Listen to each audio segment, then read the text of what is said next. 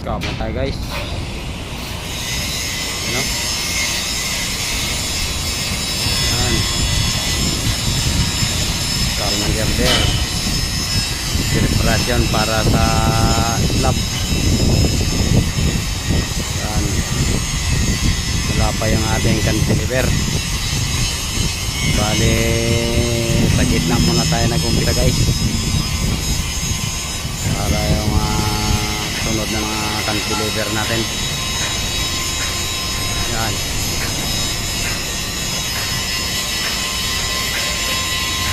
Scaffolding muna. Ayan guys, ito na yung ating ginagawa. Mga ilang buwan pa nito, buhos na naman to.